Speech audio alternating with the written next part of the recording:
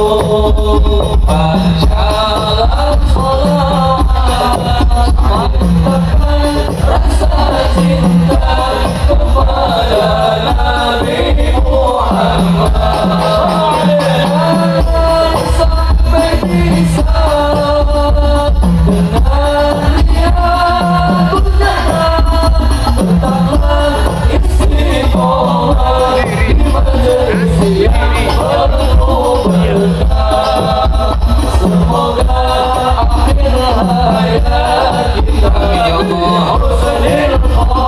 وسلم اللهم صل على سيدنا محمد طيب القلوب ودوائها بحسن الخاتمة اللهم صل على سيدنا محمد طيب القلوب ودوائها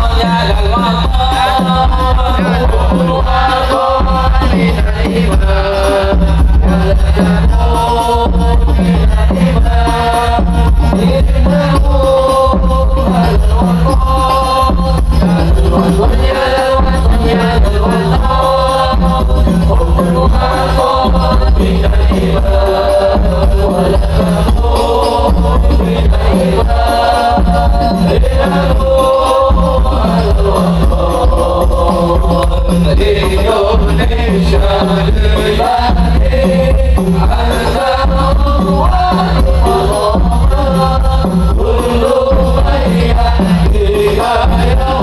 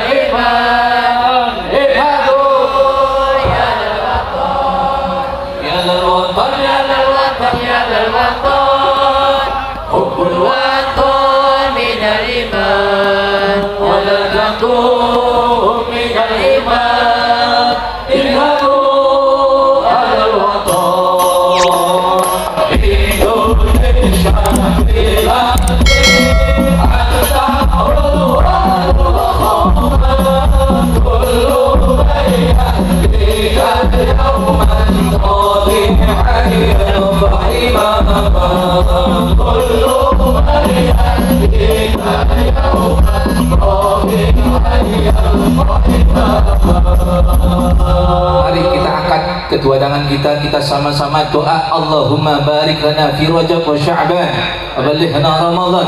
Mudah-mudahan Allah memberkahi kita di bulan Rajab dan Sya'ban, dan Allah mempertemukan kita di bulan suci Ramadan. Allahumma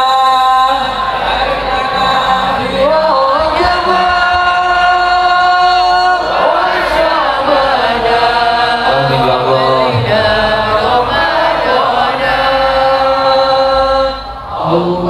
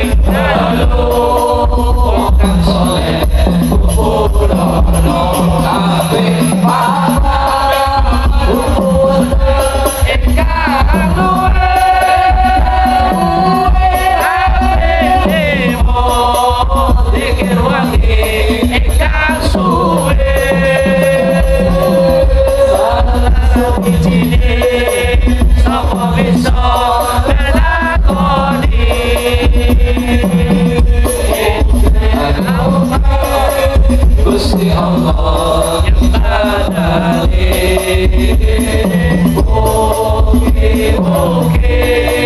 Gusti Allah yang ada Allahumma barik lana bi rajana wa syabana wa balighna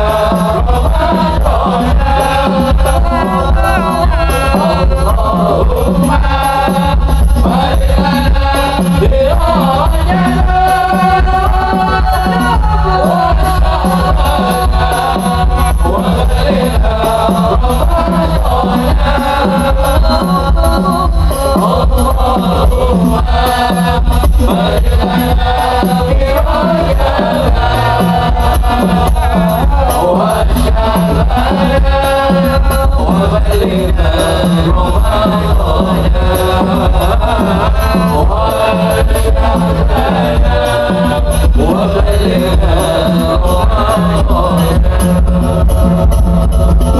Allahumma salli wa sallim wa barik alaihi wa ala sallallahu ala Nabi Muhammad.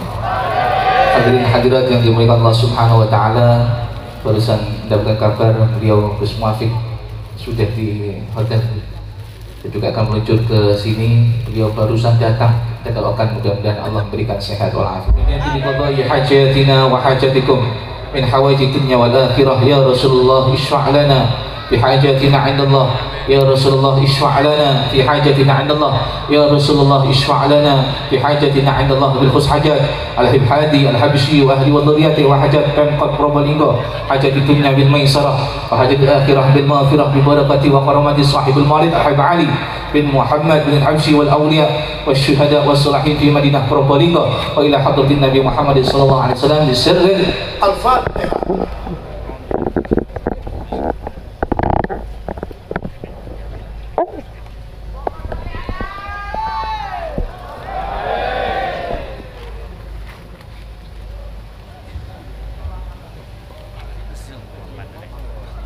Kali sudah dan nanti aja pada waktu setelah coba semangat dulu. Alhamdulillahirabbil alamin. Kami ucapkan ahlan wa sahlan bi hudurikum guru kita semuanya, Ki Haji Ahmad Muafiq atau Gus Muafiq dari Yogyakarta yang telah hadir di tengah kita. Mudah-mudahan dengan kedatangan beliau di majelis ini insyaallah riyadul jannah tangkat barokah. Amin Allahumma amin. Kita doakan mudah-mudahan Gus Muafiq diberikan sehat walafiat, diberikan panjang umur, karena sudah lama menantikan beliau bisa hadir di Riyadul Jannah. Masya Allah, beliau menyempatkan hadir pada malam hari ini. Mudah-mudahan silaturahim ini sakit terus sambung ila yaumil qiyamah, kumpul dunia sampai di surganya Allah Subhanahu wa taala. Amin Allahumma amin.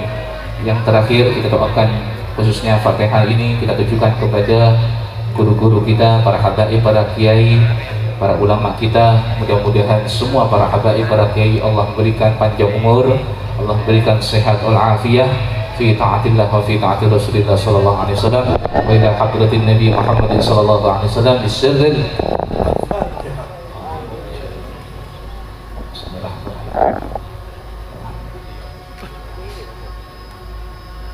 Hadirin hadirat yang dimuliakan Allah Subhanahu wa taala, maka sebelum kita tutup, mari kita dengarkan bersama Mau'izatul Hasanah sekaligus majelis ta'lim yang akan disampaikan oleh guru kita Kiai Haji Ahmad Muwafiq atau Gus Muwafiq dari Yogyakarta, Jawa Tengah. Kepada beliau, fadhal fa'alaikum masykurah sallallahu ala Nabi Muhammad.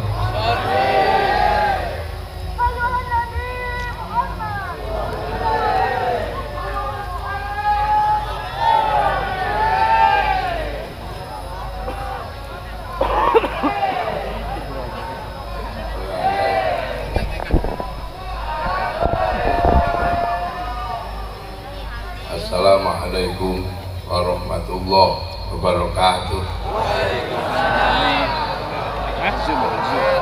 Bismillahirrahmanirrahim. Bismillahirrahmanirrahim. Wassalatu wassalamu ala Rasulillah Sayyidina Muhammad ibn Abdillah wa ala alihi wa ashabihi wa azwajihi wa dhurriyyatihi wa ahli baitihi man tabi'ahum bi ihsan ila yaumil qiyamah.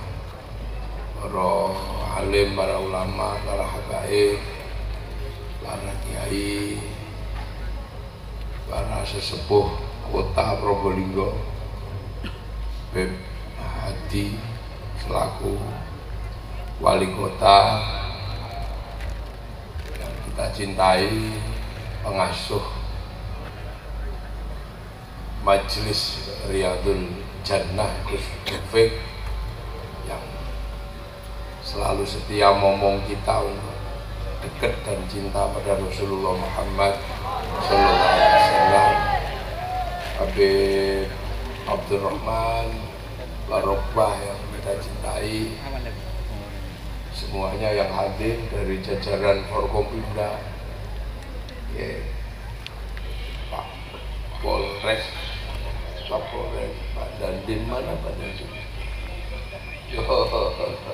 Komplek DPR, Pak Kajari. Alhamdulillah kita ini diberi kesempatan untuk memperingati Isra Mi'raj hari ini. Jadi kita ini diberi kesempatan untuk memperingati Isra Mi'raj di tahun 2023. Ini sebuah keberuntungan. Karena apa? Isra Mi'raj bukan lagi sesuatu yang muskil. Karena apa?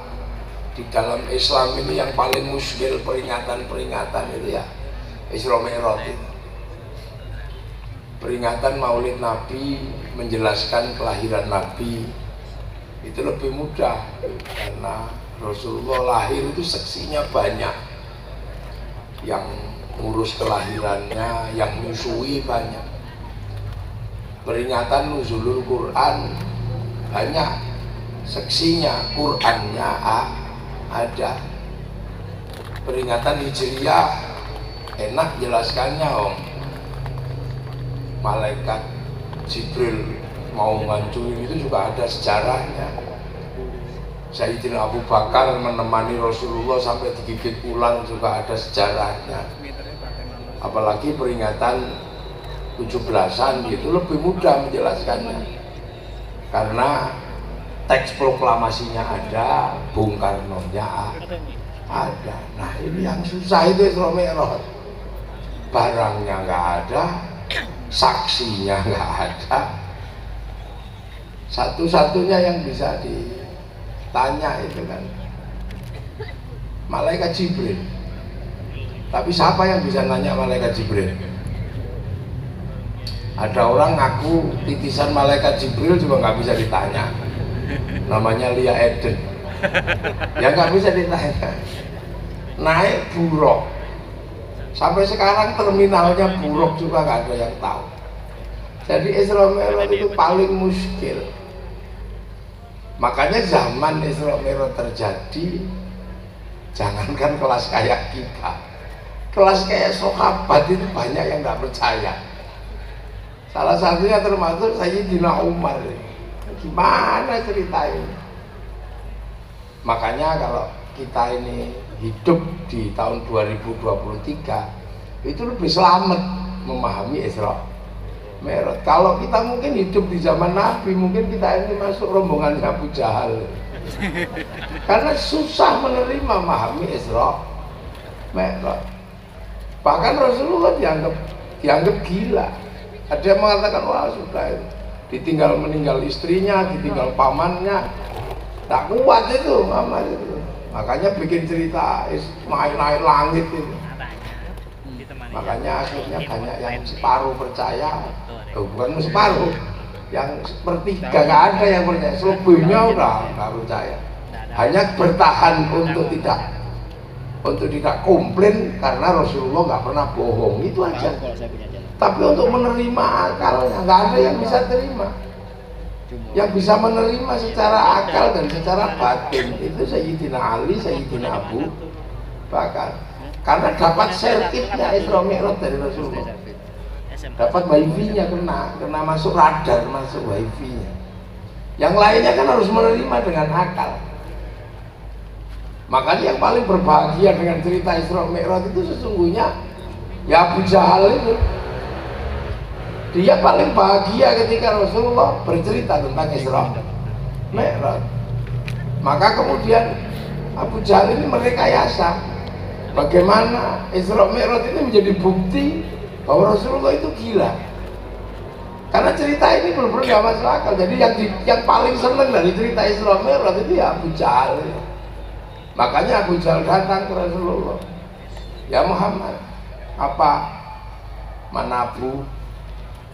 Katanya kamu naik ke langit. Iya, saya naik.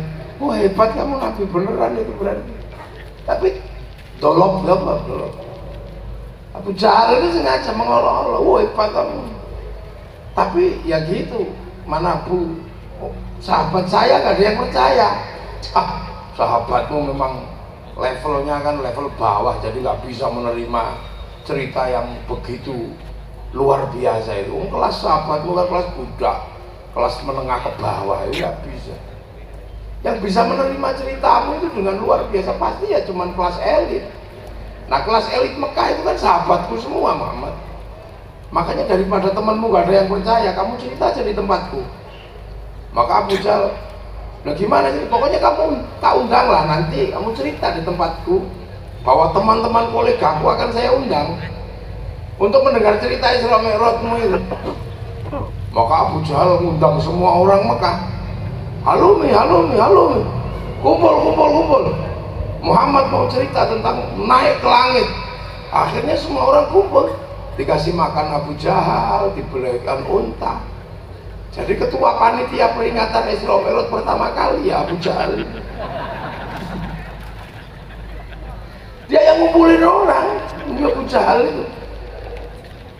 Terus Rasulullah disuruh pidato tentang Isra Mi'raj. Ya Rasulullah cerita, jatuh ada yang nanya, ya Muhammad, kalau kamu mau benar-benar dari Mekah ke Palestina, itu diantara Mekah Palestina itu warungnya berapa? Mulai pertanyaan nggak masuk akal. Wah, tapi Rasulullah jawab semua. Sampai akhirnya terakhir, ya Muhammad, kalau kamu benar-benar sampai Masjidil Aqsa, itu jendelanya berapa Masjidil Aqsa itu? Itu pintunya berapa? Jawab sama Rasul. Tapi lama-lama pertanyaan ngawur, gentengnya berapa? Ya orang yang masih Aqsa kan nggak ngitung genteng. Ya Gus Rafiq aja kita tanya, pernah ke dalam pendopo Bebati atau pernah ke pendopo Kabupaten Malang? Itu tiangnya berapa? Lah begitu nggak bisa jawab, dia kebohong, lemparin bohong. Ya siapa juga yang ngitung? Maka setelah itu kemudian Allah perintah sama malaikat Jibril, ya Jibril, Nabi itu ditanya kan, tanyaannya semakin aneh, pintu berapa, jendela berapa. Terus saya mesti apain ya Allah? Ya udah deh kamu turun ke sana siaran langsung. Kalau dalam logika kita sekarang kan siaran langsung menunjukkan gambar Masjidil Aqsa di hadapan Rasul. Luhur itu kan Masjidil Aqsa, kan siaran langsung gitu kalau dalam bahasa sekarang. Pak Presiden Jokowi pidato di istana dilihat di Probolinggo. Akhirnya kemudian ditunjukkan. Pintunya berapa? Nah, tinggal disyuting aja sama malaikat Jibril. Oh, muter. Oh, pintunya 17. Oh, benar. Gentengnya berapa? 5 juta. Masa? Ya hitungan sendiri kalau nggak percaya, jangan gitu. Nah, itu pertama kali ulama dulu berani menafsiri bahwa gambar Masjidil Aqsa itu dibawa langsung di hadapan Rasul. Itu kan teknologi masa lalu untuk teknologi masa depan. Yang namanya siaran langsung itu sekarang mudah sekali dipahami oleh orang sekarang. Dan Isra Mi'raj itu sebenarnya adalah teknologi hari ini. Karena apa? Rasulullah ketika naik ke langit itu kan ditunjukkan macam-macam. Bagaimana kehidupan dunia, kehidupan neraka, kehidupan surga, kehidupan apa itu ditunjukin semua. Tapi satu yang luar biasa, Allah naikkan Rasulullah itu ditunjukkan harddisknya Allah. Jadi Rasulullah itu ditunjukkan cloud. Apa cloud? Harddisk, pusat data dunia. Jadi Rasulullah tunjukkan pusat data dunia. Jadi tahun jatuh tanggal berapa, Pribadi jadi wali kota tahun berapa, nanti 2 kali apa 3 periode itu catatannya ada itu di cloud itu di ini namanya Lauhil Mahfuz. Jadi pusat datanya Allah itu ditunjukin di situ. Jadi pusat data itu Rasulullah tunjukin ini loh pusat datanya, yang oleh orang Yahudi Nasrani disebut sebagai Tabut Sulaiman. Kalau orang Yunani menyebut kotak Pandora. Nah kalau orang Jepang menyebut kantong Doraemon. Itu pusat data itu. Jadi data seluruh dunia itu ada di situ. Siapa yang datanya ada di situ. Itu cloud. Makanya orang kalau tahu pusat data itu enak. Dan manusia yang lahir ke dunia semua didaftarkan di pusat data itu nyawanya. Jadi nyawanya sampean itu sudah didaftar di pusat data, di harddisk itu. Ditanya, alastu birabbikum? Qalu bala syahidna. Fanfukhur ruh. Nah sebelum turunkan nyawa ke dunia itu sudah dikasih paketan sampean itu. Paket nyawanya seberapa, jodohnya siapa, matinya kapan, ada di situ paketan-paketannya. Makanya kalau paketan usianya habis ya kik mati gitu. Penggambaran tentang kehidupan kita selama ini kan itu. Setiap kegiatan nyawa dicatat oleh Lauhil Mahfuz. Baik, buruk, terus apa? Walaupun gelap-gelap melakukan sesuatu tercatat. Nah, teknologi itu diduplikasi oleh pengetahuan modern. Namanya cloud juga modernnya. Kalau dulu namanya Lauhil Mahfuz. Kalau teknologi modern namanya cloud, pusat data. Di mana data itu diturunkan ke dunia, diakses melalui kartu-kartu yang ada di dalam handphone kita. Makanya handphone kita itu kalau mau dipakai didaftarkan dulu di 444 itu kan. Setelah itu kartu kita hidup. Nah apapun yang dilakukan kartu itu tercatat di satelit sama tercatat semua. Sampai WA orang gelap-gelap ya datanya ada. Makanya jangan korupsi pakai WA. Ketahuan itu datanya komplit. Sampean kirim itu ada datanya dan ada bayarannya, bayar gitu. Itu ada semua. Sampean mau ngapain saja kartu ini dicatat sama satu sama cloud di sana. Mau kirim-kiriman video bisa, kirim-kiriman gambar bisa, gitu kan. Yang penting terhubung dengan satelit itu. Sama seperti manusia, nyawa kita mau ngapain pun ada catatannya. Ngerasani wali kota tercatat itu, hati-hati sampean. Walaupun kalau wali kota nggak tahu namanya ngerasani, daftarnya ada di Lauhil Mahfuz. Walaupun beliau jalan ke sana, saya dari belakang gitu, ada catatannya. Tuh, sirra wa ala nan mithqala dzarratin khairan yara, mithqala dzarratin syarran yara. Telepon sampean walaupun miss call, ya ada catatannya. Ini teknologi cloud, teknologi masa depan. Makanya hati-hati karena kita punya nyawa. Makanya Isra Mi'raj itu menggambarkan tentang teknologi masa depan yang hari ini kita bisa rasakan. Nah, sampean kan juga biasa suka kirim foto, kirim gambar. Syaratnya kan apa? Punya kuota. Ya kan? Kalau nggak punya kuota, yang macet. Makanya kalau suka kirim gambar nggak punya kuota, harus cari wifi gratis. Gratis ya kan? Ke warung gitu. Free wifi, passwordnya .co.id. Udah, habis itu gitu. Kan sama juga, nyawa kirim Fatihah, nyawa kirim doa, nyawa kirim apa saja kirim doa.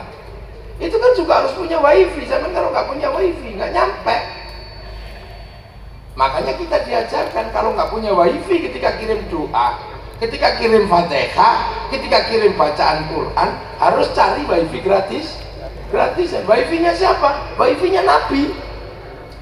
Ila hadratin Nabiyil Mustafa. Cari wifi-nya wali wa ila jami auliyail la minal masyariqi ila magharibi fi barriya wa bahriya wa nahnu surah Abdul Qadir Al-Jilani li abaina ummahatina masyayikhina wa jaddati wa jaddatina wa nahrusul ila ruhi Pakdi Watul Fatihah itu dapat langsung kebagian syariat semua dapat. Makanya orang kalau sudah bertawasul kirim doa orang se-Indonesia kayak tadi Gus Rafiq semua kebagian. Karena apa? Tawasul pakai free wifi-nya Rasulullah, pakai wifi gratisannya Rasulullah. Makanya kalau ada orang nggak percaya doa kok bisa dibagi, doa kok dibagi kemana-mana. Jangankan doa, sepak bola aja bisa dibagi. Nah kita kan nggak ke Qatar kemarin lihat sepak bola, satu orang aja nyoteng di sana, oleh tukang syutingnya dinaikkan ke satelit, oleh satelit dibagi ke seluruh dunia. Makanya ketika dibagi ke seluruh dunia namanya siaran langsung, bagiannya sama, jamnya sama. Makanya orang kalau nggak percaya doa bisa dibagi, orang ini nggak punya TV.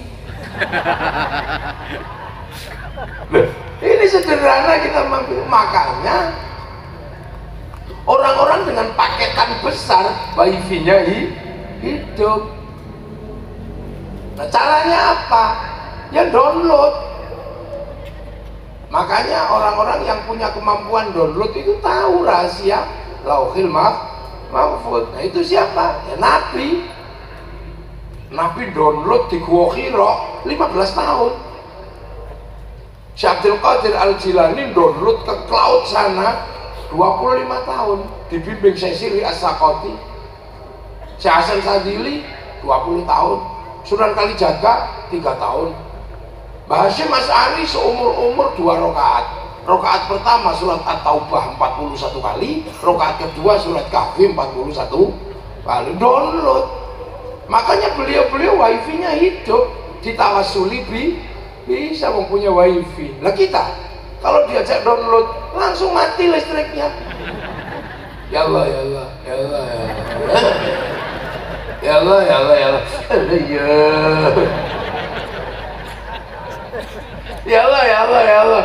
Alah, suwene ini lama sekali. Makanya kita ini tergantung betul dengan wifi.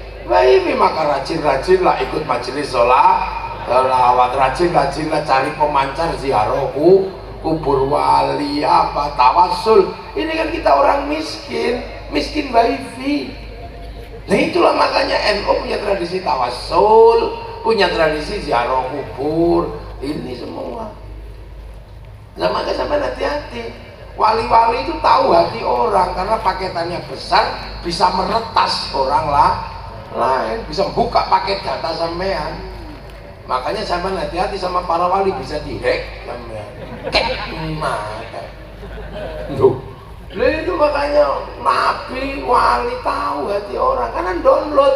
Qalu rabbuna wa tsumma istaqamu tatanazzalu alaihimul malaikah alla takhafu wa la tahzanu. Loh. Jadi Isra Mi'raj itu sudah menggambarkan masa lalu dan masa depan. Makanya karena itu cloud di sana, sampean diajari sholat. Maka oleh-oleh dari Isra Mi'raj itu sholat. Sholat itu apa? Mengajari sistem online. Makanya terserah sama mau online setahun sekali, monggo. Lebaran. Jadi raya. Mau online seminggu sekali Jumatan, monggo. Mau sehari 5 kali, monggo. Mau online yang lama, panjang, enggak apa-apa. Atau mau miss call tok cuit. Itu makanya oleh-oleh Isra Mi'raj itu kan sistem online. Berhubungan dengan Allah, ini wajabtu wajhiyah. Makanya sahabat-sahabat itu dulu juga diajari online, ya susah. Rasulullah di depan langsung online, Allahu Akbar, ini wajahtu wajhiyah, ya tembus. Sayyidina Ali, Sayyidina Abu Bakar di baris kedua, ya tembus. Mau masuk wifi-nya Rasulullah. Nah yang lain yang batui, Allahu Akbar.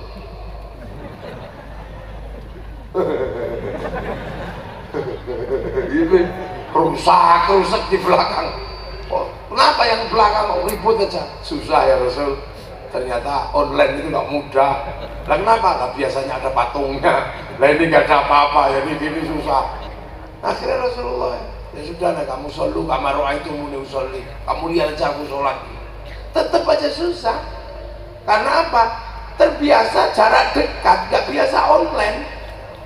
Orang Arab itu waktu itu menyembah berhala di depan mata, membayangkan sistem online dengan apa asumsi dirinya terhadap patung di depannya. Tiba-tiba disuruh online jauh sekali, entah berapa galaksi. Itu mungkin 7 galaksi itu entah di mana. Wong 1 galaksi ke Pluto aja jauhnya kayak begitu. Lo keberadaan Aras itu lintas galaksi, malaikat itu lintas galaksi. Kalau hantu-hantu Gendruwo itu kan 1 galaksi aja deket di situ, makanya bisa diajak kelahi. Oh iya, hantu Bromo itu 1 galaksi, paling yang datang ke situ paling jauh dari planet Mars, makanya bisa kita ajak kelahi. Kalau datang ya kayak hantu, kayak Tuhan gitu, tapi hati-hati dia bukan Tuhan, dia ilahan akhir, Tuhan yang lain. Nah, ini online jauhnya sekali kayak gitu. Allahu Akbar. Susah ya Rasul. Akhirnya Rasulullah, ya Allah, ternyata umatku nggak bisa, nggak mudah ternyata itu. Dan terus, ya rusak biasanya pakai patung. Akhirnya diajari sama malaikat turun. Mahwal iman, mahwal Islam, mahwal ihsan. Antum min billahi wa malaikatihi wa kutubihi wa rasuli wal yawmil akhir wa bil qadri khair wa syarri min Allah Ta'ala. Bahwa Islam anta syahada la ilaha illallah wa Muhammadur Rasulullah wa tuqimus sholata wa tu'tiyaz zakata wa tasuma ramadhana wa tahujjal baiti man istata'a ilaihi sabila. Mahwal ihsan an ta'budallaha ka'annaka tarahu fa illam takun tarahu fa innahu yaraka. Ya sudahlah, kamu beribadah kepada aku seolah-olah kamu lihat aku.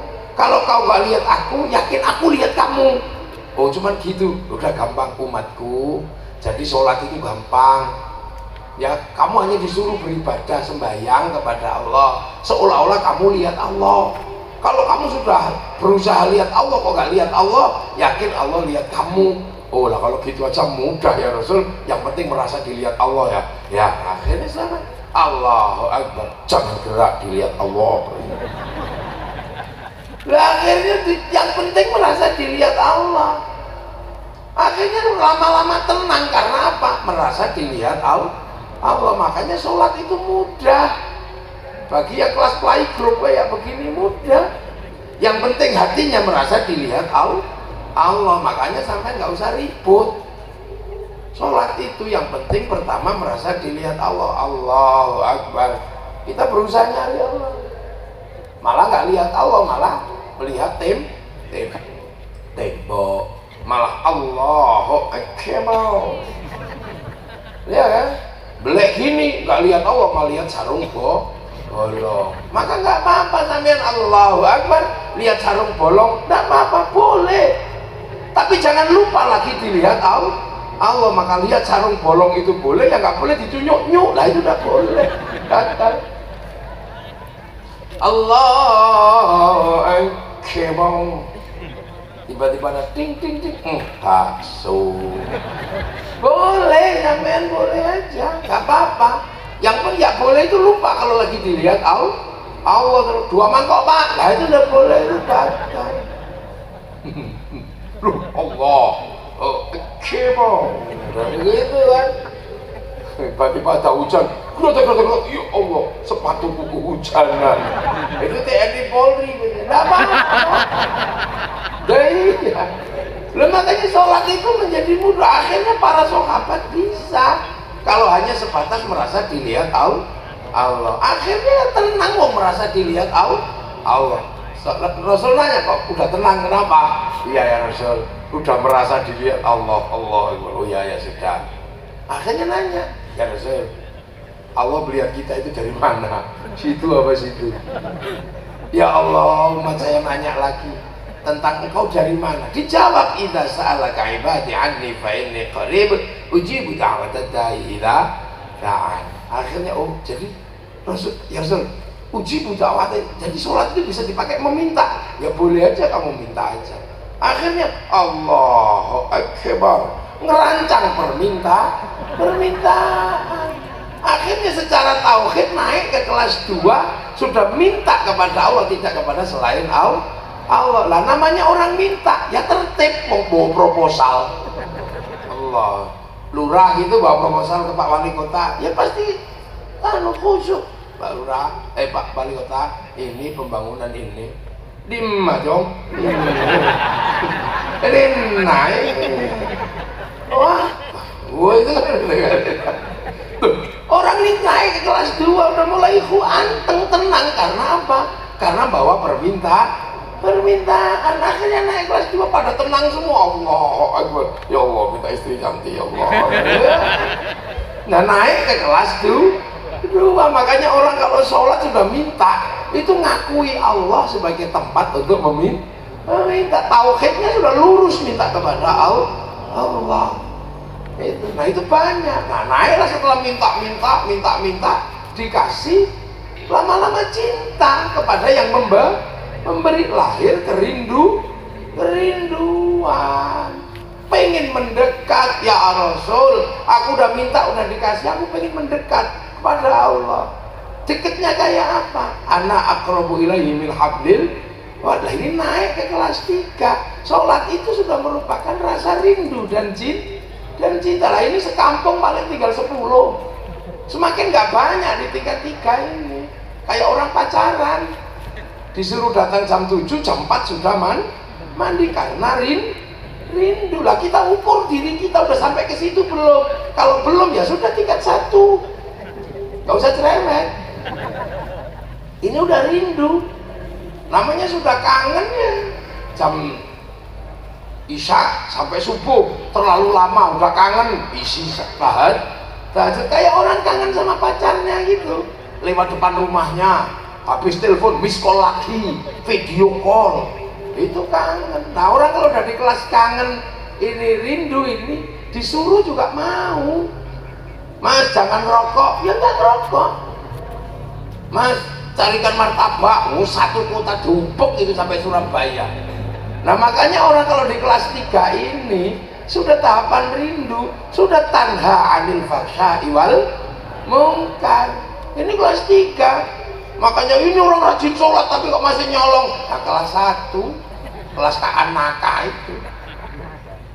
Kelas 3 ini enggak banyak. Orang sulit jalan, kemanapun jalan, itu kelas 3. Nah setelah rindu kayak orang pacaran, cinta itu menjadi budaknya, menjadi hambanya. Naik ke kelas 4 apa? Wa ma khalaqtul jinna wal insa illa liya'budun. Kelasnya hamba, kamulo hamba. Ini kelas 4. Nah, ini kelasnya para alim, para ulama, kelas elit ini. Kitabnya apa? Ihya, kitabnya hikam, kitabnya fususul hikam, futuhatul makiyah, orang di situ. Hambanya. Yang namanya kepala dinas itu hambanya wali kota. Nah ya kepala dinas tergantung wali kota mau pecat ya pecat, enggak ya enggak. Makanya hambanya wali kota, sebagai hamba kepala dinas patuhnya luar biasa sama wali kota. Wong kawulone kok. Jam 1 malam ditelepon wali kota, Pak kepala dinas siap, ya pasti begitu. Lagi berhubungan sama istri, lepas dulu kita berangkat. Wah itu kelas 4 hambanya, budaknya itu hambanya. Lihat rumah tuannya rusak, perbaiki. Lihat masjid mesri, perbaiki. Serahkan hartanya, serahkan nyawanya sebagai ini kelas 4. Nah kelas 5, nah ini sudah bolo, sudah seesan sama Allah. Ana'in babani abdi pilih mangdakan. Itu kelas 5. Itu kelasnya wali-wali, kekasih Allah. Nah itu loh. Makanya orang kalau kelas 5 sholat enak lah agar ya langsung online hatinya di situ.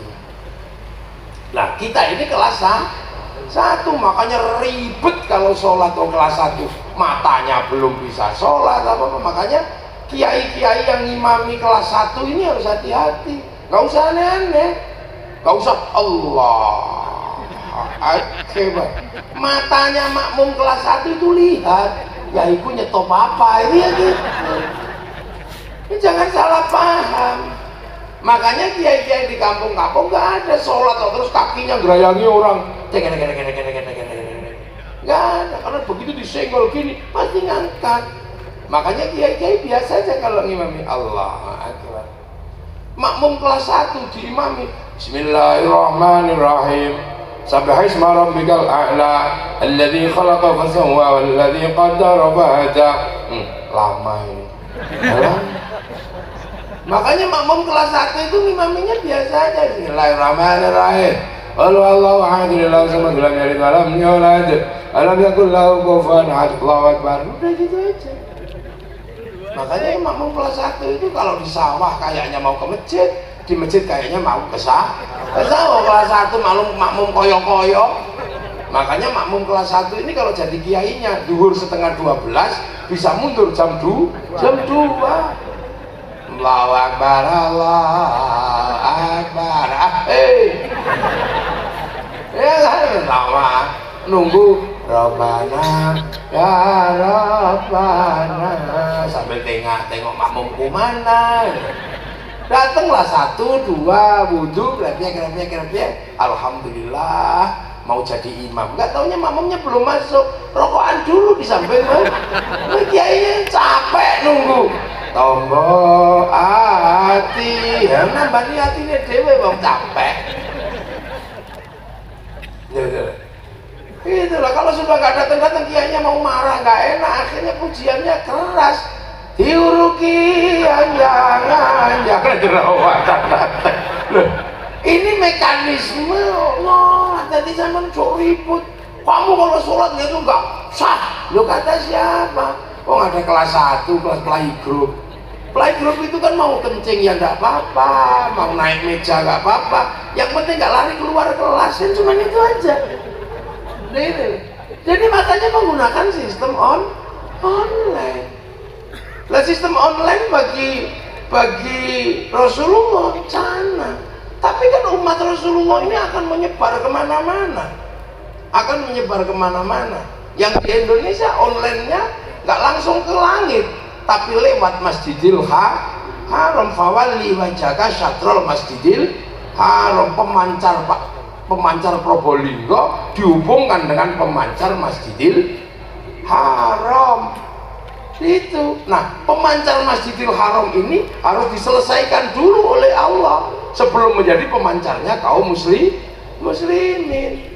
Karena pemancar umat sebelumnya ada di Masjidil Aqsa.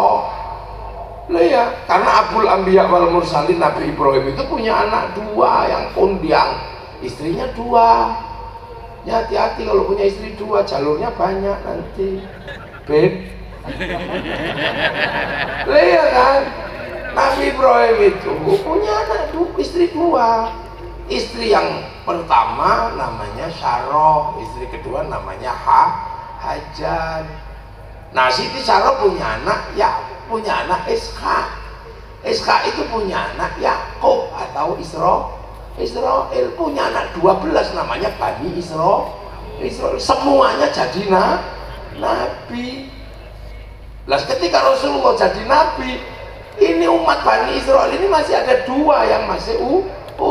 Umatnya Nabi Musa yang namanya Yahudi, umatnya Nabi Isa namanya Nasrani. Pusatnya sama-sama di Masjidil Aqsa. Itu. Nah, Rasulullah diutus di Makkah menggunakan pemancar Masjidil Haram. Ini kalau nggak diselesaikan, repotnya luar biasa. Pasti royoan, klaim inilah ini, kami lebih tua, kamu anaknya budak, anak nggak akan selesai. Bahkan orang Mekah sendiri waktu Rasulullah jadi nabi di Mekah nggak tahu. Laqad ja'akum rasulun min anfusikum, orang Mekah nggak ngerti karena kebiasaan yang jadi nabi itu adalah orang Palestina, Bani Israel. Makanya ketika Rasul ngaku jadi nabi di Makkah, ya orang nggak ngerti nabi itu apa gitu. Sama kayak saya ini nggak ada masalah kalau ke Probolinggo, mau datang telat, mau datang kapan, mau pakai apa aja, orang sini ngerti kiai jadi salaman, ngerti kiai. Tapi coba kalau saya ke pedalaman Irian, orang sana nggak ngerti kiai, lihat bentuk gondrong kayak saya dikira tim pemburu babi. Nah, Rasulullah itu di Mekah, orang Mekah nggak kenal nabi. Yang kenal nabi orang yang punya kitab suci. Nah, orang Mekah nggak punya kitab suci, penyembah berhala ya. Makanya ini ketika harus diselesaikan biar nggak ribut. Makanya resolusi konflik Isra Mi'raj itu minal Masjidil Haram ilal Masjidil Aqsa, bukan minal Masjidil Haram ilal Bromo. Karena problem umat ini memang di situ. Ya sudah diselesaikan aja deh. Minal Masjidil Haram ilal Masjidil Haram. Masjidil Aqsa sudah dijelaskan di Injil, di Taurat. Lah Masjidil Haram ini belum ada penjelasan. Itu batu itu apa? Nabi Muhammad ketika punya kakek namanya Abdul Muthalib aja nggak ngerti Ka'bah itu apa. Pokoknya itu tinggalan orang-orang tua dulu lah, itu bukan punya aku, kalau kamu ambil aja, tapi kalau unta jangan. Akhirnya kemudian titik itu ketika di langit dijelaskan oleh Allah itu apa. Itu adalah awwala baiti wudi'a lin-nasi alladzi bi Bakkah mubarakah, dijelaskan. Kalau nanti menjadi pusat online baru. Nah, telapak kaki itu siapa? Telapak kakinya siapa? Itu telapak kakinya Nabi Ibrahim.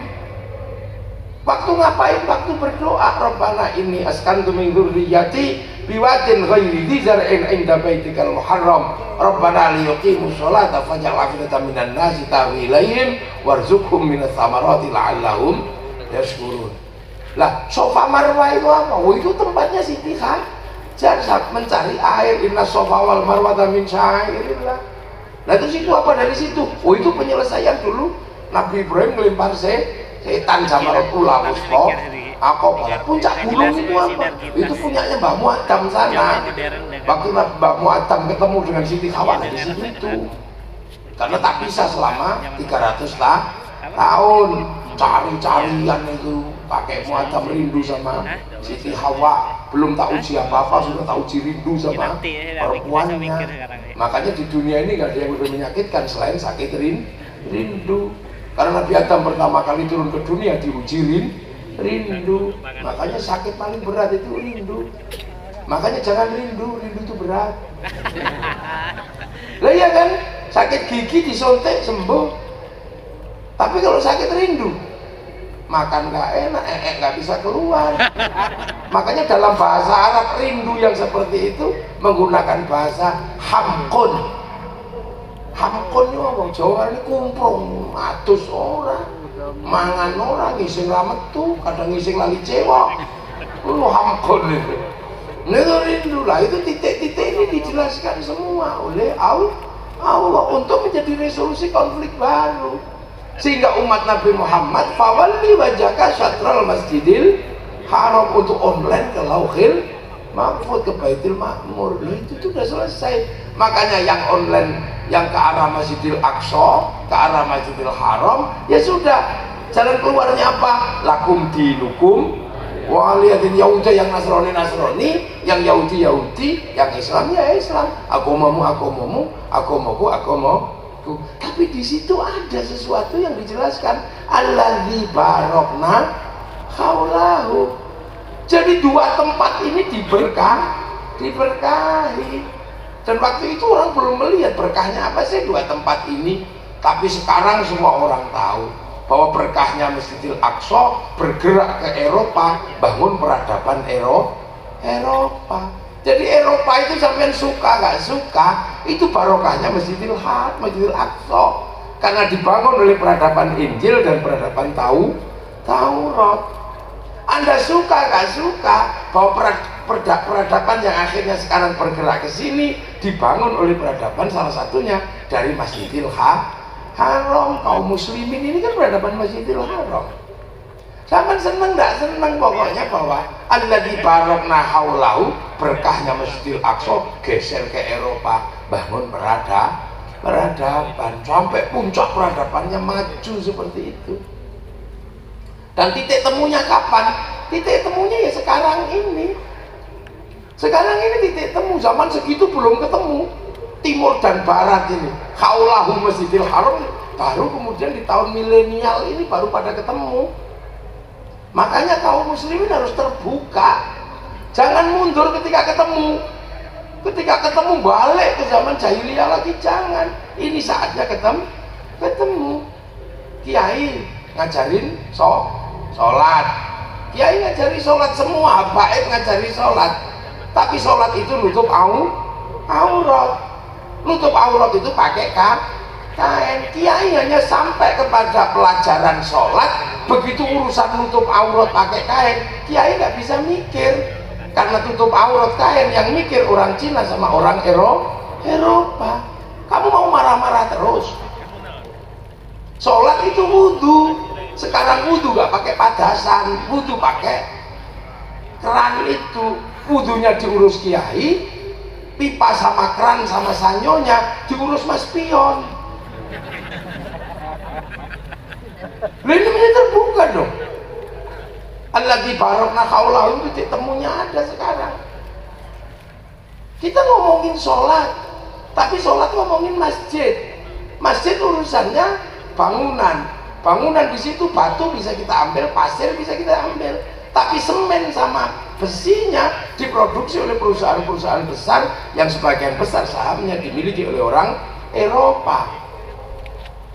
Haji, kita ngomongin haji enak, tapi begitu berangkat diurus Yahudi sama Nasrani, karena Boeing sama Airbus perusahaan besar sahamnya milik Yahudi sama Nasrani. Makanya kalau kayak hancurkan Yahudi, bunuh Yahudi semua, kita pergi kaji ngelangi. Ini kita temunya mesti ketemu. Makanya kalau sekarang banyak orang mundur, ini orang-orang masuk ke peradaban yang sebelum resolusi konflik.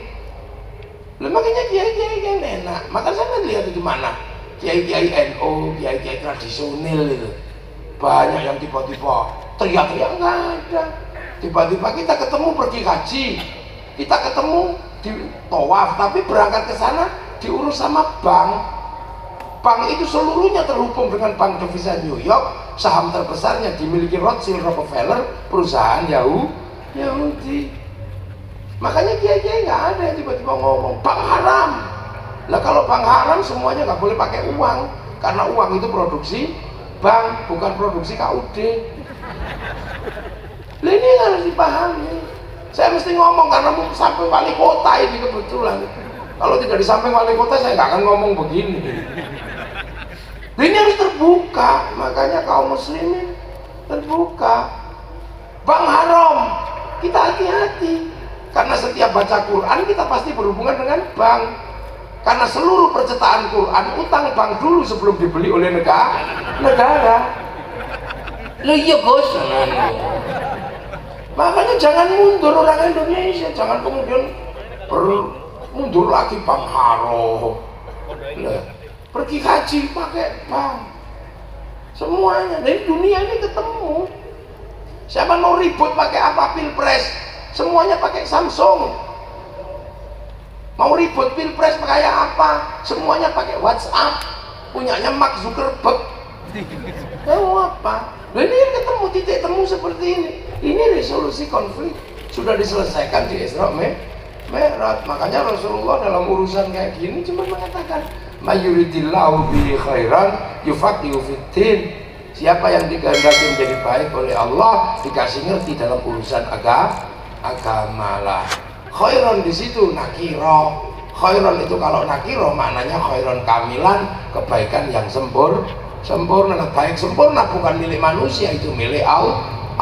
Makanya kalau manusia baik pasti nggak sempurna. Itu aja rumusnya. Pengajian malam ini baik apa enggak? Baik apa enggak? Nah kalau pengajian malam ini baik, yang paling baik siapa?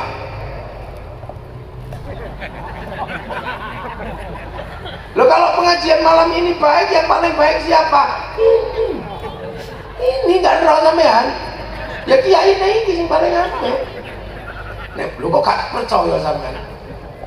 Percaya enggak? Kalau pengajian malam ini baik, yang paling baik siapa? Ya saya. Kasih mic, kasih minum banyak. Gus Rafiq aja diem dengar saya ngaji. Pak Wali Kota diem, Bibir Rahman diem, karena orang baik. Tapi saya nggak boleh mengaku yang paling baik. Karena saya terlihat baik di sini, diundang sama Pak Wali sama Gus Rafiq. Kalau beliau nggak ngundang, saya nggak kelihatan baik di sini. Nah kalau gitu baik mana saya Pak Wali sama Gus Rafiq? Nah kata Pak Wali baik saya, enggak bisa. Saya nggak datang pengajiannya jelek. Loh ini baru dua udah ribut yang namanya baik. Apalagi kalau sampean ikut-ikutan. Yang baik ya saya ya. Kami ya. Nah kenapa? Karena kami mau datang. Kalau kami nggak ada yang datang, ini namanya bukan pengajian, apa? Cek sound. Baiknya begitu. Hati-hati, jangan ngotot. Gitu loh. Nah semuanya menjadi baik. Ini yang paling berperan dalam kebaikan ini siapa? Tukang sound. Kalau tukang soundnya mangkok, terus soundnya dipateni, bubar sudah. Tukang lampu, lu makanya baik. Makanya makan yang kita makan itu doanya Allahumma barik lana. Kenapa bukan barikli? Karena makan itu bareng-bareng. Yang masak siapa? Yang bikin rice cooker, bikin bumbu, melibatkan banyak orang. Gitu. Nah sementara kita bumbunya enak karena digarami. Orang Probolinggo punya garam? Nggak punya. Ya punya garam orang Madura. Siapa tahu waktu bikin garam ditambahnya nggak kencing. Jangan-jangan pas bikinnya kencing. Makanya kan namanya uyah. Karena deket sekali sama Uyo. Nah ini kebaikan itu nggak pernah berdiri sendiri. Makanya kalau orang mengerti ini, barokah, sana ke sana, sini ke sini. Dan alhamdulillah kita mendapatkan barokahnya Masjidil Haram. Lu berkah loh kita ini. Dapat barokahnya Masjidil Haram. Akhirnya apa? Kita mengerti iman, kita mengerti negara, kita mengerti apa. Dan kita mungkin satu-satunya kaum muslimin di dunia yang paling sunnah itu ya kita ini. Karena nggak ngecap, Gus. Jadi mungkin orang mengatakan Indonesia nggak ada yang sunnah. Kata siapa? Orang paling sunnah itu Indonesia. Sampai bentuk negara aja sesuai perintah Rasul. Belum ada. Mana ada? Kita ini dulu, ya agama kita ini masih dekat-dekat dengan Bromo itulah. Dulu itu Hindu. Makanya yang datang ke sini itu wali. Yang datang ke Eropa panglima perang. Yang datang ke Cina pedagang. Yang datang ke sini wali. Kenapa wali? Karena Hindu itu itu yang menguasai agama Brahmana. Brahmana itu kelas tertinggi, dekat dengan yang widi, la khaufun alaihim walahum yahzanun. Kalau saudagar, sudra itu petani pedagang, sekaya apapun kastanya sudra, nggak boleh ngomong agama.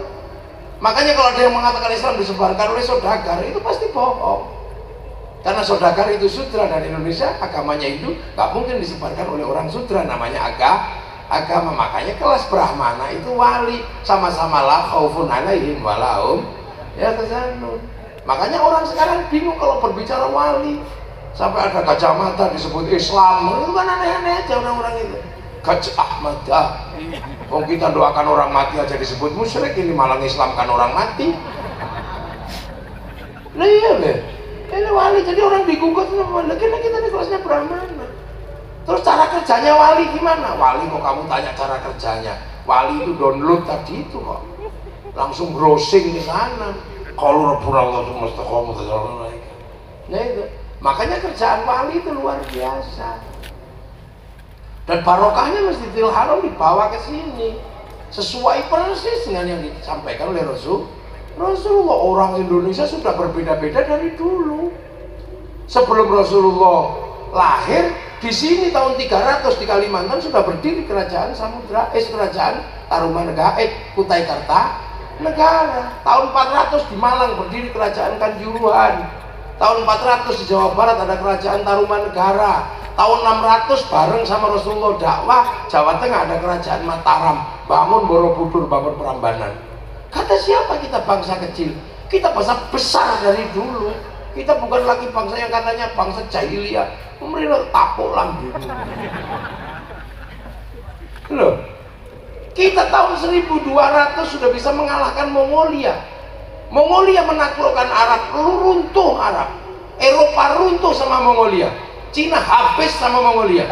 Tapi ketika Mongolia menyerang Indonesia, Indonesia dipimpin kerajaan Singasari di bawah kepemimpinan Kertanegara, menabrak pasukan Mongolia. Habis pasukan Mongolia, dihajar sama Singasari. Sekali-sekalinya kerajaan multinasional namanya Mongolia kalah itu di Indonesia dengan kerajaan Singasari. Yang nata perang orang dari Madura namanya Arya Wiraraja, yang akhirnya tinggal di Lumajang. Bapaknya siapa? Bapaknya Rombo Lawe, temennya Lembu Suro, temannya Nambi. Kakak-kakak orang Indonesia. Makanya kalau kita berbicara dengan bangsa dunia, kita sejajar.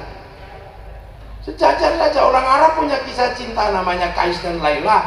Orang Cina punya kisah cinta sampai engtai. Orang Eropa Romeo Juliet. Kita juga punya ande-ande lu. Apa yang beda? Lihat. Orang sana punya Samson, kita punya Bantung Bondo. Oh, sana punya Ibu Tiri Kejam dalam Cinderella, kita punya bawang putih, bawang. Komplit kita punya. Oh, pikir bangsamu ini bangsa tempe itu, bangsa kuat. Nah, itu. Majapahit menaklukkan 2/3 dunia. Semenanjung Korea ditaklukkan oleh Majapahit, bahkan sampai Madagaskar. Separuh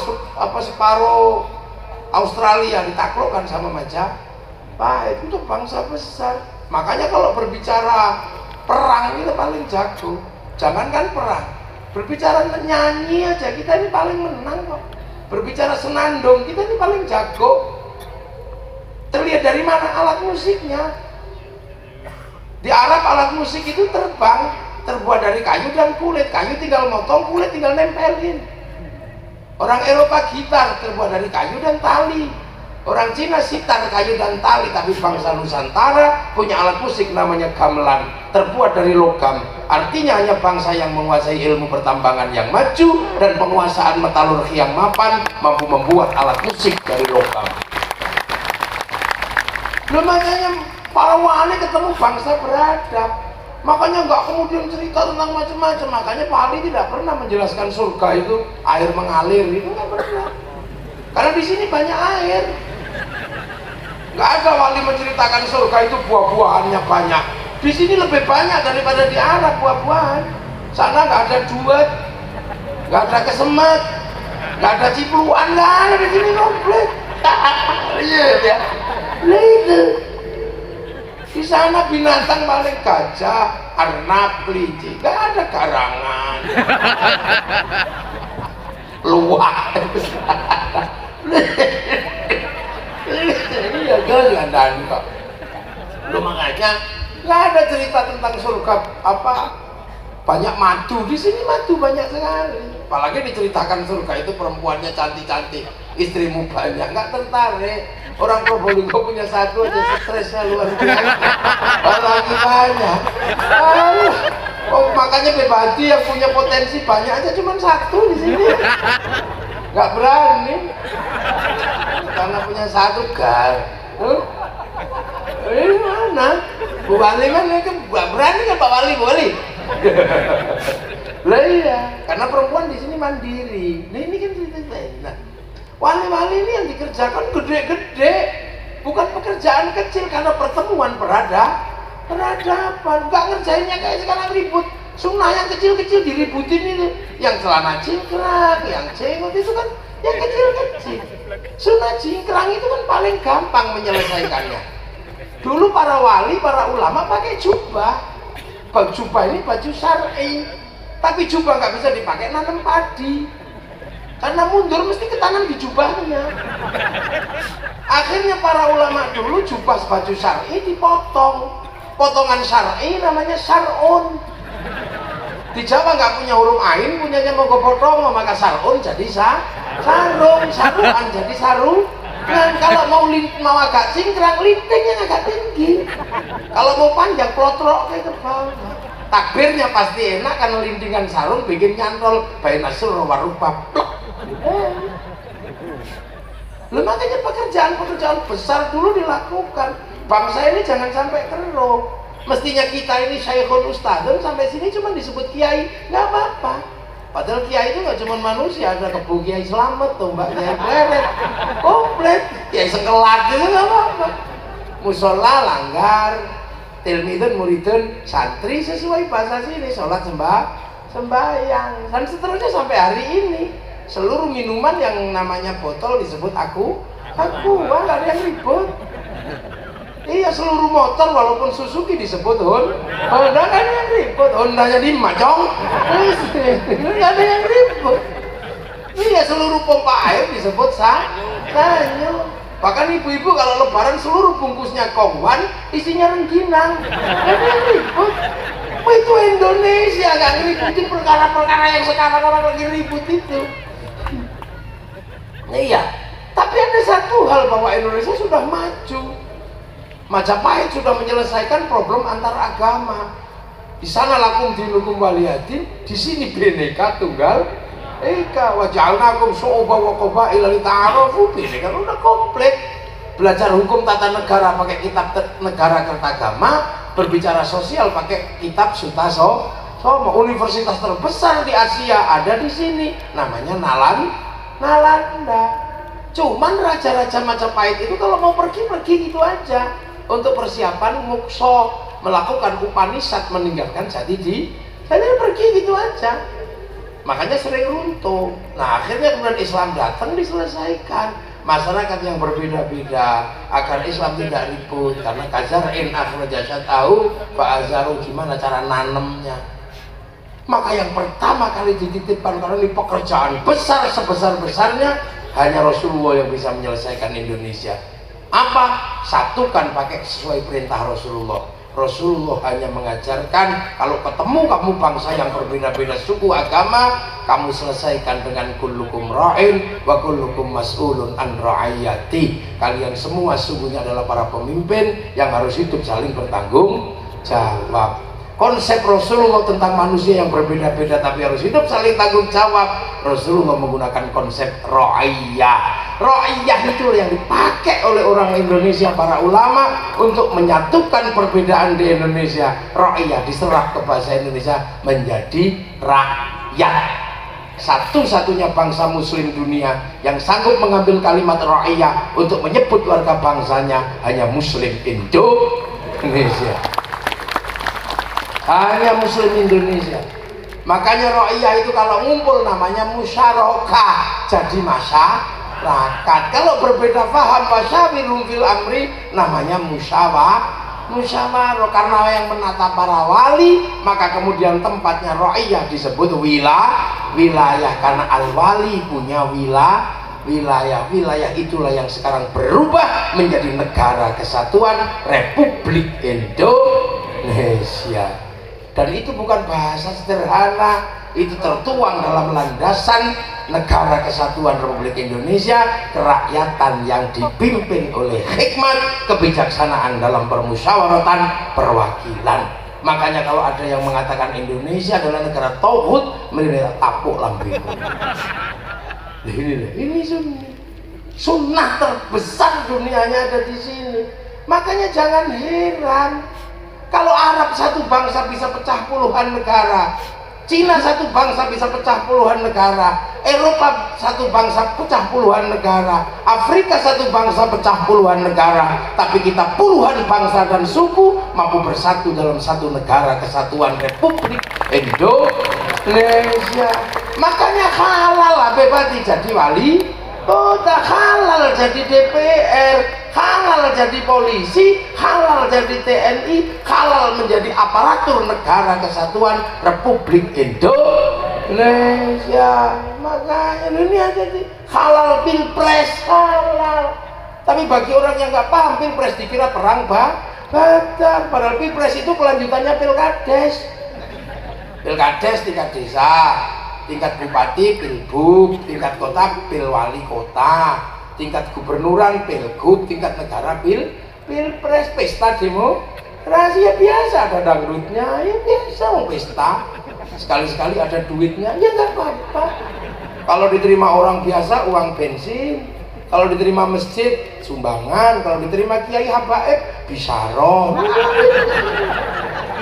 Jadi indah, makanya polisi nyarinya juga susah, wong bisyarah bukan mami politik. Indonesia itu rileks sebenarnya. Makanya perbedaan-perbedaannya harus dijaga. Makanya santri paling pintar menjaga, karena santri penerus para wali. Cara jaganya ya seperti ini. Agama jadi alat untuk menjaga kebersamaan sampai pecah. Gitu loh. Makanya agama jadi alat jaga. Doa ya, doa ini kan perintah sendiri. Idza sa'alaka ibadi anni fa inni qarib ujibu da'watad da'i idza da'an. Begitu di tangan para kiai. Doa yang tadinya sendiri menjadi lingkaran besar, namanya doa bersama. Kiainya yang doa, santrinya yang amin, amin, amin, amin, amin, amin. Begitu kecapean, amin, paham kiainya, walhamdulillahirabbil alamin. Begitu yang berdoa semakin banyak dibawa ke alun-alun Probolinggo Istighosa, berangkat bersama, semua terlibat. Bakul tahu terlibat, bakul sate datang, bakul bakso datang, semua mendapatkan haknya masing-masing. Yang doa-doa, yang jajan-jajan, yang jual-jual. Akhirnya orang berdoa itu berpahala, beli tahunya pakai duit berpahala, untuk ke rumah bayar SPP-nya barokah, ilmunya barokah. Indonesia itu begitu. Peringatan Isra Mi'raj ini kan sebenarnya nggak ada di tempat lain-lain, ada di Indonesia. Tapi mengingat Rasulullah mulai dari Isra Mi'raj sampai nanti mulutan nggak ada habisnya, semua berjalan. Ya kan, terhadap Rasulullah kan cuma diperintahkan ya ayyuhalladzina amanu shollu alaihi wasallimu taslima. Begitu di tangan para ulama, sholawat menjadi gerakan besar. Yang di masjid sana marhaban ya nurul alim marhaban, warna sana begitu. Ada di masjid sana ya Rasulullah salamun alaihi, ada di sana. Di sana ada lagi ya Nabi salam alaika, ya Rasul salam alaika. Di sini ada Riyadul Jannah, di sana ada Ahbabul Mustafa, di mana-mana. Akhirnya begitu yang sholawatan semakin banyak dibawa ke alun-alun Probolinggo. Kalau sudah sampai sini apa yang nggak laku? Orang jual slayer laku, orang jual spanduk laku, gagang pancing laku, atau gini-gini coba. Duit ini putarannya gimana nggak jalan, persatuan terjaga, roda ekonomi berjalan. Iya, kalau Gus Rafiq yang datang ya datang sebegini banyak kesolawatan. Kalau Abu bisa datang, wene no. Nah, di Jawa Tengah ada hitam-hitam semua mafia solawat. Sekarang ada jalan hidup mucos ini. Lah ya di Indonesia ada. Nah ya kan, ini kalau lingkaran besar roda ekonomi berputar, yang diputar oleh santri dalam setiap kegiatan Rasulullah berapa coba? Mulutan satu tempat paling enggak 50 juta. Isra Mi'raj malam hari ini 100 juta nggak cukup, itu belum ongkos kiainya pulang.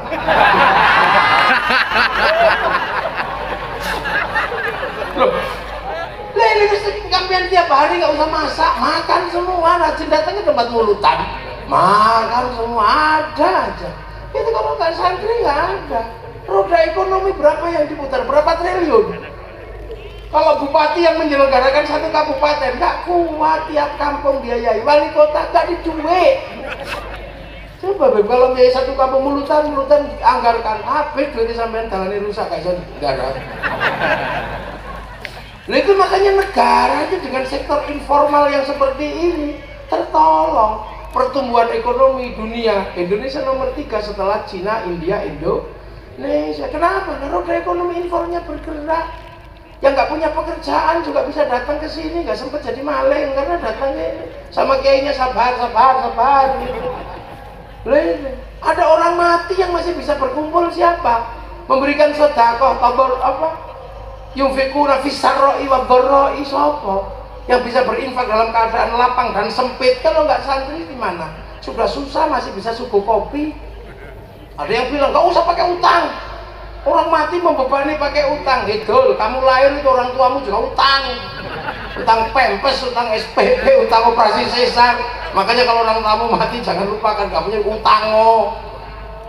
Ya kan 7 hari, 40 hari itu jeruk laku, larutan penyegar laku, besek laku, berziarah ke makam gurunya bis pariwisata laku. Makanya waktu corona bis pariwisata libur karena gak ada yang nyewa, laku semua. Nyambut tamunya wali jual nasi laku, tukang becak laku, tukang ojek laku, sampai copet itu bisa hidup di makam para wali.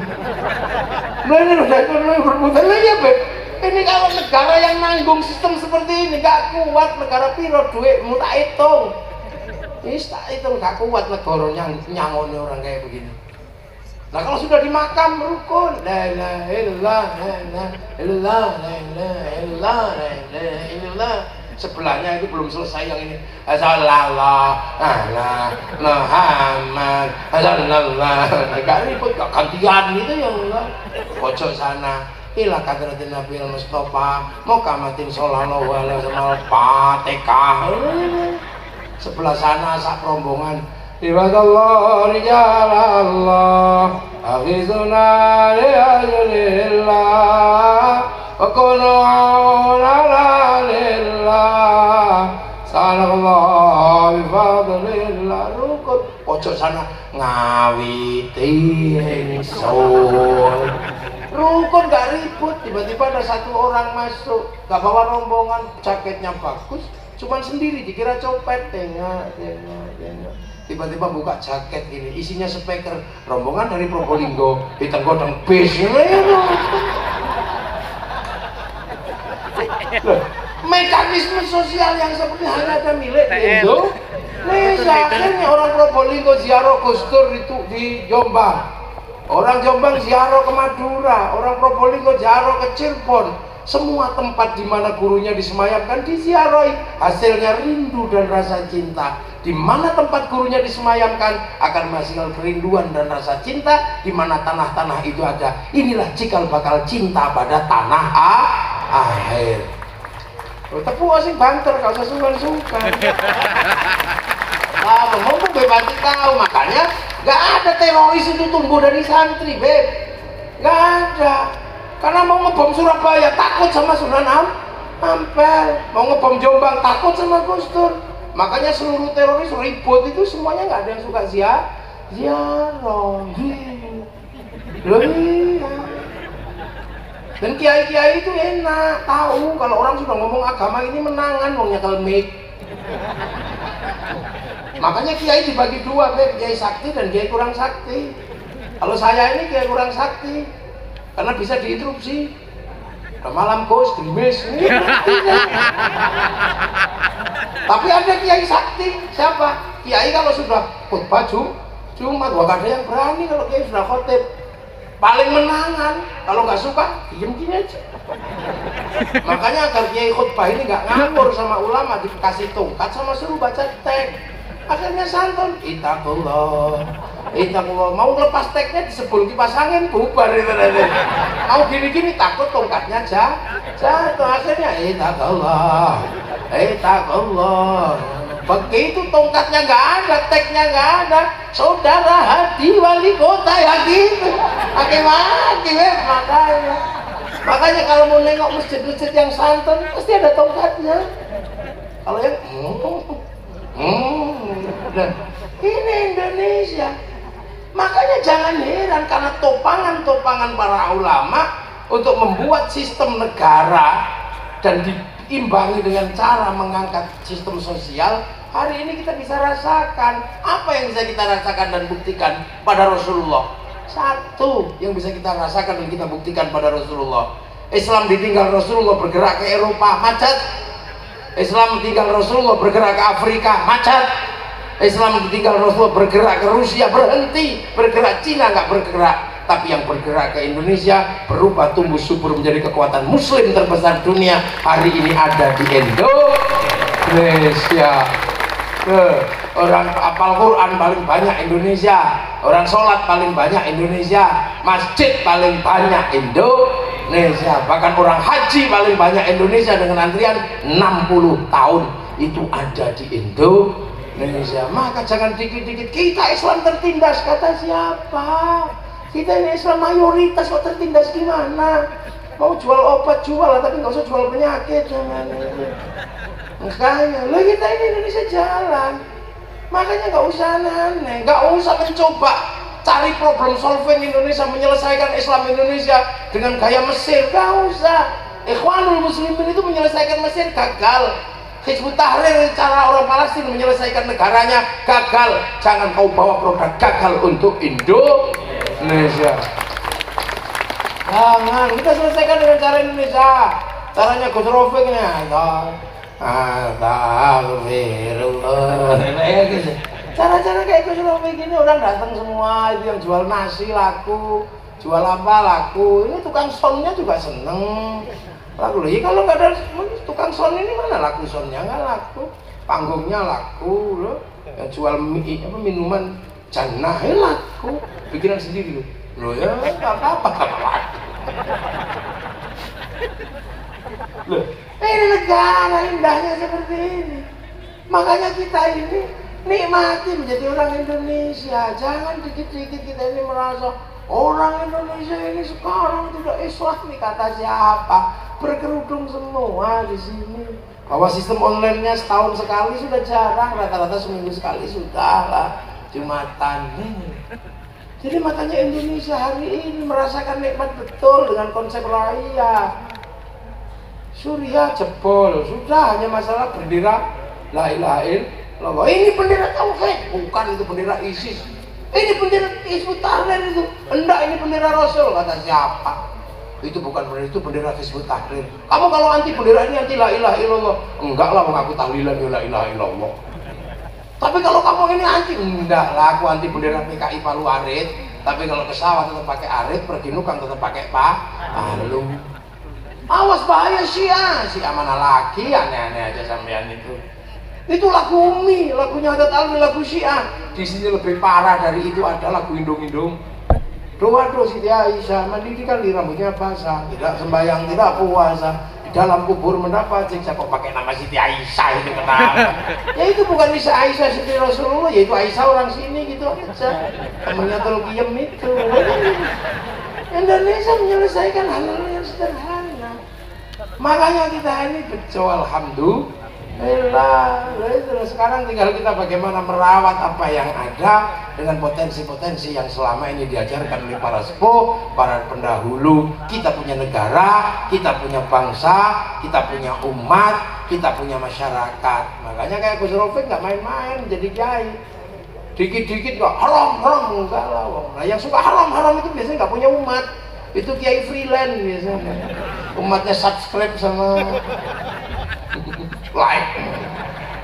Ya, semoga semuanya dalam ridha Allah. Gus Rafiq sehat, Beb Abdurrahman sehat, Beb Adi sehat, Pak Wali, seluruh Forkopimda, Pak Polisi, Pak TNI kuat menjaga Indonesia. Pak Kajari diberi kemampuan untuk menata hukum yang baik, adil. Kita semua mendapatkan ridha Allah Subhanahu wa taala, dapat syafaat Rasulullah Muhammad sallallahu alaihi wasallam. Al-Fatihah.